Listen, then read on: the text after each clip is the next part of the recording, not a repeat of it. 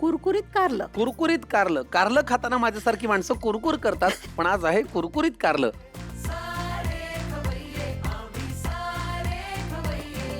चला, कुरकुरीत कारलं आपल्याला करायचं आहे. तयार आहात ना तुम्ही? हो. काय साहित्य सांगा? आपण घेतलं इथे बेसन, चण्याचं पीठ आणि कारल्याचे काप करून घेतलेत गोल. त्याच्यानंतर चाट मसाला, लिंबू, हे सैंधव मीठ आहे, तिखट, हळद आणि साधं मीठ. वा वा, फार छान.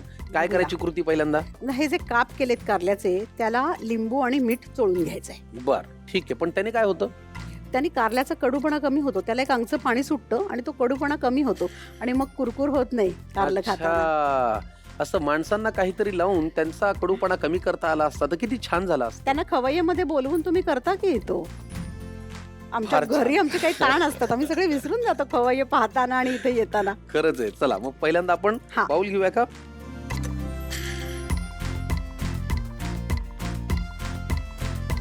लिंबू ह्याच्यावर पिळून घ्यायचंय. आणि मीठ.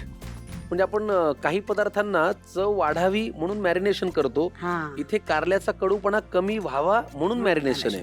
ते कशात? लिंबाच्या रसात आणि मिठामध्ये. लिंबाच्या रसात आणि मिठात. वा. आणि हे छान हाताने ना त्याला असं छान चोळून घ्यायचं सगळीकडून. बर, ठीक आहे. आणि मग आपल्याला हे एक 10 मिनिटं झाकून ठेवायचंय. बर. आता आपण या चकत्या करून घेतल्या आणि मध्ये तू दाखवलंस तसं सगळ्या बिया काढून घेतल्यात. त्यामुळे हे मीठ लिंबू ना आतून बाहेरून सगळीकडून छान लागतं त्याला. काही जणांना त्याचा कडवटपणाच आवडतो, पण आपण प्रयत्न करणार आहोत की थोडं मीठ लिंबू घालून त्याचा कडवटपणा कमी करूया. ठीक आहे, मग आपण 10 मिनिटं ठेवूया. कारल्याची विश्रांती झाली की मग आपण पुढच्या कृतीकडे वळूया. चला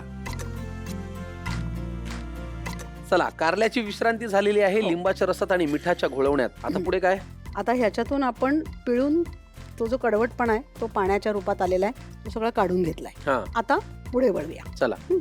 आता ह्याला आपल्याला थोडंसं हे डाळीचं पीठ, बेसन हे चोळून घ्यायचंय. ते खूप नाही घ्यायचं, थोडंसंच घ्यायचंय, कारण आपण कुरकुरीत कारलं करतोय, भजी करत नाही आहोत. हा, हे महत्वाचं. खूप बेसन घातलं तर कारल्याची भजी भजी होती. होईल.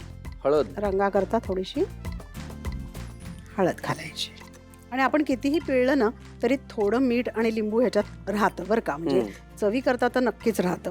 वा वा. आपल्याला आता तेल लागेल थोडं तापवायला. हो, आपल्याला हे शालू फ्राय करायचेत का? नाही, तळायचे. तळायचेत. मग आपल्याला तेल बरंच लागेल नाही का? हो, कुरकुरीत तळायचेत ना. येस. मग गॅस लावून घेऊ का? हो, गॅस लाव.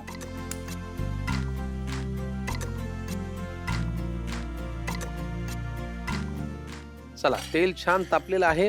बघूया, अंदाज घेऊया. हो, वा,